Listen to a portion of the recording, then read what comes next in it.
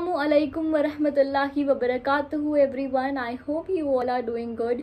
सो आज इस टॉपिक को शुरू करने से पहले मुझे आप सब लोगों से एक बात बोलनी है। It's a kind of request कि मैंने जब से ये वीडियोस बनाना स्टार्ट किया ना, मेरा एक ही मोटिव था, आज भी यही है अल्हम्दुलिल्लाह, कि मैं जो भी पढ़ रही हूँ, नया कुछ जान रही हूँ, रिसर्च कर रही हूँ, स्ट्रगल कर रही हूँ, तो वो आप सब लोगों के साथ शेयर करूँ। क्योंकि देखिए, हम सब पे फ़र्ज़ है ना कि अगर हम कोई एक आयत भी जानते हैं दीन के बारे में, कोई एक दुआ, तो वो हम सब एक दूसरे तक पहुंचाएं। ये हम सब पे फ़र्ज़ है, क्योंकि ये चीज़ तो हमारे लिए आखिरत में सदका जारिया बनेगी, कब्र में हमारी हेल्प करेगी।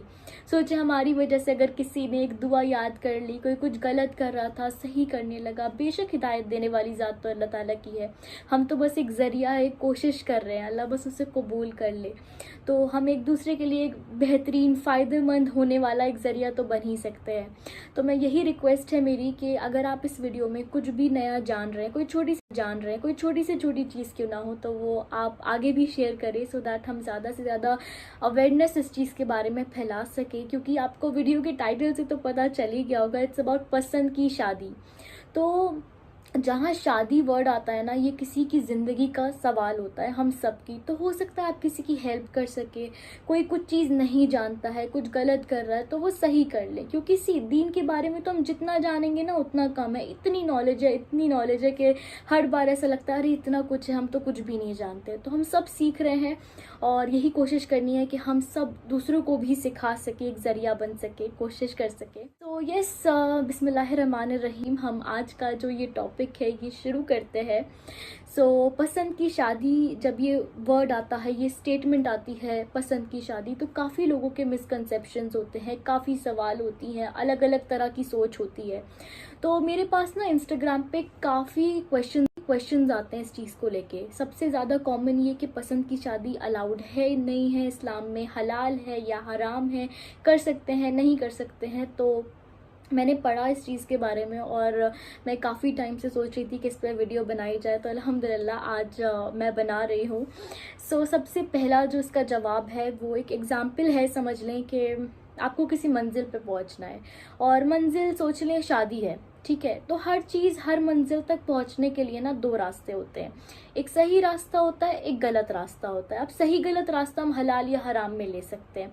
तो अब ये हम पे डिपेंड करता है ना कि हम कौन सा रास्ता चूज़ करके अपनी मंजिल तक पहुँच रहे हैं। सबसे पहली चीज़ मैं क्लियर कर दूं कि पसंद की शादी करना या किसी को पसंद करना बिल्कुल भी हराम नहीं है। लेकिन हाँ, हम इसको किस तरह से लेके चलते हैं, हम किस तरह से अपनी मंजिल तक, शादी तक पहुंचते हैं, वो इससे हलाल या हराम बनाता है। तो हमें क्या कोशिश करनी है, ज़्यादा से ज़्यादा क्या इंटेंशनली या कैसे भी कोई पसंद आ गया है तो हम उसमें क्या करें कि हमारे नबी सल्लल्लाहु अलैहि वसल्लम ने फरमाया कि अगर दो लोग किसी को पसंद करते हो, मोहब्बत करते हो एक दूसरे से, तो उनके लिए जो सबसे बेहतरीन चीज़ है वो शादी है, निकाह है। उससे बेहतरीन कोई चीज़ नहीं है। तो हम एक दूसरे को पसंद कर सकते हैं, बट उसमें हमें क्या करना है, हमें जितना हो सके यही कोशिश करनी है कि हराम रिलेशनशिप से और किसी भी तरह की हराम चीज़ से बचें और हर चीज़ में हलाल तरीके को ही अपनाएं। क्योंकि देखिए, जब हमारी ज़िंदगी में हलाल चीज़ें होती हैं ना, हराम नहीं होती, तभी हमारी ज़िंदगी में सुकून होता है और बरकत भी होती है। तो हमारा इस्लाम अब ऐसा तो नहीं है ना कि वो ये राइट आपको नहीं दे रहा है या ये हक आपको नहीं दे रहा है कि आप पसंद की शादी नहीं कर सकते, आप किसी को पसंद नहीं कर सकते। लेकिन हाँ, वो कहता है कि ये सही रास्ता है, आपको निकाह करना है अगर आप किसी को पसंद करते हो। नो एक्सक्यूजेस और कोई और रीज़न नहीं, कुछ नहीं। आप पसंद करते हो, आपको निकाह करना है और आपको उनकी फैमिलीज़ को अप्रोच करना है, एक दूसरे को नहीं करना है अप्रोच। तो यस, इसी के साथ मुझे एक चीज़ और याद आती है कि हज़रत खदीजा रज़ी अल्लाह ताला अन्हा, जब she was a very successful business women, वो तिजारत किया करती थी, तो वहीं पर ना उन्हें हमारे नबी सल्लल्लाहु अलैहि वसल्लम पसंद आए थे। मतलब कि उनकी ईमानदारी और जिस तरह से हमारे नबी सल्लल्लाहु अलैहि वसल्लम काम किया करते थे, उनकी वफ़ादारी और हर चीज़ देख के ना उनको इतना वो इम्प्रेस हुई थी कि उन्होंने फिर उनके लिए डायरेक्ट हज़रत खदीजा रज़ी अल्लाह ताला अन्हा ने रिश्ता भिजवाया था। तो इससे क्या ज़ाहिर होता है कि एक इस्लाम जो है ना वो एक आदमी को भी एक औरत को भी इक्वल राइट्स देता है कि, लेकिन हाँ, उन्होंने कोई गलत रास्ता नहीं अपनाया, उन्होंने खुद अप्रोच नहीं किया, उन्होंने किसी के थ्रू उनको रिश्ता भिजवाया, शादी का पैगाम भिजवाया। तो अगर आप भी किसी को पसंद करते हो, इसमें लड़की हो या लड़का हो, तो वो भी अपनी फैमिलीज को भिजवाया।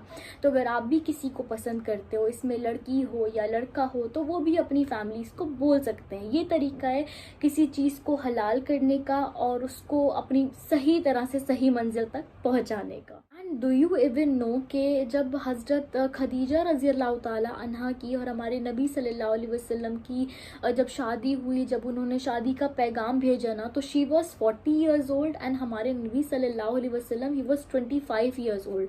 तो इतना उनके अंदर ये एज डिफरेंस था, एज गैप था। लेकिन फिर भी ना हमारे नबी सल्लल्लाहु अलैहि वसल्लम ने क्या फरमाया कि हम लोग काफ़ी बारी सोचते हैं ना कि एज गैप है इतना, काफ़ी हमारी जो सोसाइटी है इस चीज़ पे बोलती है कि इतनी एज है। हालांकि हज़रत खदीजा रज़ी अल्लाह ताला अन्हा 2 बार बेवा हो चुकी थी। तो हमारी अगर सोसाइटी है तो वो तो ऐसी बातें बनाएगी कि अरे अंडरस्टैंडिंग कैसे होगी, कंपैटिबिलिटी कैसे होगी, कैसे लोग ऐसी बातें हम सुनते हैं, निभाव करेंगे एंड ऑल, क्योंकि एज गैप जो इस चीज़ से बहुत रिलेटेड है कि जब हज़रत फ़ातिमा का और हज़रत अली का जब शादी होने वाली थी ना, तो ये फ़ैसला आसमानों पे पहले ही हो चुका था, वही आ चुकी थी कि हज़रत फ़ातिमा की और हज़रत अली की शादी होनी है। लेकिन हमारे नबी सल्लल्लाहु अलैहि वसल्लम ने ना फिर भी हज़रत फ़ातिमा से पूछा। क्यों पूछा? ताकि वो हम सबको एक मैसेज दे सकें कि अल्लाह के यहाँ फ़ैसला हो चुका है, अल्लाह ने फ़ैसला सुना दिया है कि हज़रत अली का निकाह हज़रत फ़ातिमा से होना है। लेकिन फिर भी क्यों पूछा? ताकि वो हमें ये बता सके, हमें ये मैसेज दे सके अपनी उम्मत को कि लड़की से भी पूछना और लड़के से भी पूछना काफ़ी ज़्यादा ज़रूरी है। तो सबसे पहले रिश्ता लेके हज़रत अबू बकर सिद्दीक़ गए थे, फिर हज़रत उमर गए और फिर उन्होंने अच्छा जब ये दोनों गए थे ना, हज़रत अबू बकर सिद्दीक़ और हज़रत उमर, तो हमारे नबी सल्लल्लाहु अलैहि वसल्लम खामोश थे, मतलब समझो ऐसा था कि इनकार कर दिया। लेकिन फिर हज़रत अली रज़ी अल्लाह तआला अन्हु को भेजा, तो वहाँ जाके ना वो बैठ गए, बोल नहीं पाए। लेकिन हमारे नबी सल्लल्लाहु अलैहि वसल्लम तो समझ गए थे कि वो क्यों आए, लेकिन वो शर्म के वजह से कुछ बोल ही नहीं पाए। तो फिर हमारे नबी सल्लल्लाहु अलैहि वसल्लम ने कहा कि अली क्यों आए हो, फातिमा के रिश्ते के लिए आए हो, ऐसे उन्होंने पूछा। तो उन्होंने कहा जी हाँ, मैं उनके रिश्ते के लिए आया हूँ। तो फिर हमारे नबी सल्लल्लाहु अलैहि वसल्लम ने उन्हें क्या जवाब दिया? इंशाअल्लाह। अली रज़ी अल्लाह तआला अन्हु बाहर आते हैं और सब खड़े हैं ऐसे सहाबा, तो पूछते हैं कि क्या जवाब दिया? तो हज़रत अली कहते हैं कि नहीं, मना कर दिया। तो वो पूछते हैं सहाबा, अरे कुछ तो बोला होगा, कुछ तो बोला होगा। तो फिर हज़रत अली कहने लगे कि बस इंशाअल्लाह कहा है। तो सहाबा ने कहा तो बस समझो हाँ हुई। तो वो पूछने लगे कैसे? तो सहाबा ने कहा कि नबी का जो इंशाअल्लाह होता है वो हाँ ही होता है, तो मुबारक को हाँ हो गई। तो फिर हमारे नबी सल्लल्लाहु अलैहि वसल्लम हज़रत फ़ातिमा के पास गए, उनसे पूछा कि अली का रिश्ता आया है, कर दूँ? इस तरह से उन्होंने पूछा। तो आपको क्या लगता है कि हज़रत फ़ातिमा ने क्या इनकार करना था? नहीं ना। लेकिन फिर भी सिर्फ इस चीज़ को तरजीह दी कि नहीं, मैं पहले अपने औलाद से पूछूं, मैसेज दूँ, एक बेटी से भी पूछा जाए। तो वो खुद पूछने गए, फिर उन्होंने हाँ करी और फिर उनकी जो निकाह हुआ, शादी हुई। सो यस, ये बहुत एक मुझे मेरा फेवरेट किस्सा है और ये हम सबको ध्यान देने की बहुत ज़्यादा ज़रूरत है कि एक माँ बाप को भी ये फ़र्ज़ है उनका और एक औलाद का भी ये फ़र्ज़ है कि वो एक दूसरे की खुशी का, रज़ामंदी को एक दूसरे की बहुत ज़्यादा तरजीह दें। इस तरह से हमारी आगे की ज़िंदगी बहुत सुकून वाली होती है, बहुत खुशियों वाली होती है। अदरवाइज़ हमारी ज़िंदगियों में सुकून नहीं होता है। ओके सो क्योंकि हम हर एक चीज़ कुरान से ज़रूर पूछते हैं, अल्लाह ताला से डायरेक्ट ज़रूर पूछते हैं अल्लाह ताला कुरान में क्या कह रहे हैं, तो इसी तरह से हस्बैंड वाइफ के बारे में भी अल्लाह ताला कुछ हुक्म दे रहे हैं। जैसे अगर आप सूरह बकरा की आयत नंबर 187 में पढ़ेंगे कि हमने तुमको तुम्हारी बीवियों के लिए और तुम्हारी बीवियों को तुम्हारे लिए लिबास बनाया। अब लिबास से क्या मतलब है? तुम तो और तुम्हारी बीवी एक दूसरे के लिए, मतलब दोनों को ये इक्वल राइट्स हैं कि तुम दोनों एक दूसरे को सपोर्ट भी करोगे, अल्लाह ताला का हुक्म है ये, और इनकरेज भी करोगे और बराबरी के जो हुकूक है मियाँ बीवी के वो भी अदा करोगे।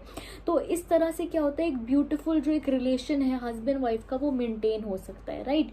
तो इसी तरह से एक और एग्जाम्पल है कि जब बच्चा छोटा होता है ना, तो उसका लिबास जो भी माँ बाप लाते हैं वो पहन लेता है। लेकिन जब बच्चा बड़ा हो जाता है ना, तो उसका लिबास जो कलर कलर उसे पहनना होता है वो खुद डिसाइड करता है, राइट। तो इसी तरह से एक लाइफ पार्टनर भी वो खुद डिसाइड करता है, उसकी किसके साथ कैसी अंडरस्टैंडिंग है, क्या कंपैटिबिलिटी है, हर एक चीज़ वो अपने नज़रिए से देखता है। क्योंकि एक ज़िंदगी जो होती है एट द एंड वो लड़का लड़की को गुजारनी होती है, चाहे कोई भी हो। वो चीज़ हमारे माँ बाप जो है ना वो हमारे लिए बेशक हमेशा बहुत बेहतरीन फ़ैसला करते हैं। कभी कभी तो ऐसा होता है कि हमारे फ़ैसले गलत होते हैं, बल्कि मुझे तो लगता है मोस्ट ऑफ द टाइम हमारे गलत होते हैं। क्योंकि हम हमारे लिए उस तरह से नहीं सोच सकते जिस तरह से हमारे माँ बाप हमारे लिए सोचते हैं कि क्या बेटर रहेगा। हम तो कभी कभी बहुत जज्बाती फ़ैसला ले लेते हैं, लेकिन हमारे माँ बाप को पता होता है कि हमारी औलाद के लिए, जिसने हमें पैदा किया है, क्या बेहतर है। अगर कोई चीज़ है आपको पसंद है, मान लें आपके माँ बाप को नहीं पसंद आ रही है, कोई शख्स है, कोई चीज़ है, जो भी है, तो आपको ना उनसे ऐसे बहस नहीं करनी है। ये नहीं करना है कि अपनी बात समझाने के चक्कर में आप नाफरमानी करें या उनकी बेअदबी करें। आपको अगर कोई पॉइंट अपना समझाना भी है ना, अपना पॉइंट ऑफ व्यू, तो आप कैसे समझाएंगे? बहुत आजिज़ी के साथ, इस तरह से कि उन्हें बुरा भी ना लगे और आप अपनी बात भी कह दें और आप अपनी राय, अपने जो पॉइंट ऑफ व्यू है वो भी उनके सामने रखें, एंड प्लस उनके भी समझने की कोशिश करें कि वो आपको क्या समझाना चाह रहे हैं। और हो सकता है कि उनकी समझाई हुई बात और उनका जो पॉइंट ऑफ व्यू वो आपके लिए बेटर हो। तो हमें दोनों की जो बात है वो समझनी है। बहुत बड़ा फैसला होता है, एक लड़के के लिए भी एक लड़की के लिए भी बहुत पूरी ज़िंदगी का सवाल होता है। इसमें अगर हमारे बड़ों की दुआएं साथ नहीं हैं, उनका साथ, उनका साया, उनकी रजामंदी नहीं है, तो जाहिर है जैसे मैंने पहले कहा, उसमें बेसुकूनी होती है, उसमें बरकत नहीं होती है, इन शॉर्ट। तो यस, हमें बड़ों की रजामंदी भी लेनी है और उसके साथ साथ अपनी अंडरस्टैंडिंग, अपनी कंपैटिबिलिटी और हमारा जो भी मिजाज है वो किसके साथ मिलता है, कैसे मिलता है, हर एक चीज़ पे ध्यान देने हैं। और मेन चीज़ जब हम लाइफ पार्टनर में देखें तो मुझे ऐसा लगता है कि एक बिहेवियर जो होता है, एक इंसान का नेचर जो होता है, उस पर काफ़ी ध्यान देना चाहिए। और एक चीज़ मुझे इससे याद आई है कि हमारे नबी सल्लल्लाहु अलैहि वसल्लम के पास एक सहाबा आए और उन्होंने कहा कि मैंने अपनी शादी का फ़ैसला किया है, तो अब मेरी शादी होने वाली है। तो हमारे नबी सल्लल्लाहु अलैहि वसल्लम ने कहा कि क्या तुमने उस लड़की को देखा है? तो सहाबा ने कहा कि नहीं, मैंने नहीं देखा है। तो हमारे नबी ने क्या फरमाया? उनसे मिलो। यहाँ तक कि हमारे नबी, हमारा इस्लाम ये इजाज़त दे रहा है कि अगर तुम किसी से शादी करने वाले हो ना, तो ये बहुत बड़ी ज़िंदगी का, पूरी ज़िंदगी का सवाल है। तुम उससे एक बार देख लो, उससे मिल लो, लेकिन हाँ, कुछ उसकी बाउंड्रीज़ होती हैं जो हमें क्रॉस नहीं करनी होती है। किसी महरम के साथ मिलना होता है इस तरह से, तो आप वो चीज़ें देख लो और उससे मिलो, ताकि शादी से पहले आपको पता हो कि आप किसके साथ ज़िंदगी गुजारने वाले हो, वो किस मिजाज का इंसान है, लड़का है, लड़की है, किस तरह की वो शख्सियत है, राइट। तो इस चीज़ का जो राइट है वो हमें इस्लाम देता है, हमारा दीन देता है। हमारा दीन, जैसे कि मैं पहले भी कहती हूँ कि वो कोई ऐसा स्ट्रिक्ट नहीं है, वो चाहे लड़की हो या लड़का हो, इक्वल राइट्स देता है। और ऐसी कोई चीज़ ऐसा नहीं है जिसमें हमें बंदिश लगे या ऐसा लगे कि हम पे कोई जुल्म हो रहा है, बल्कि दीन में तो बहुत आसानियाँ हैं, चाहे वो शादी क्यों ना हो।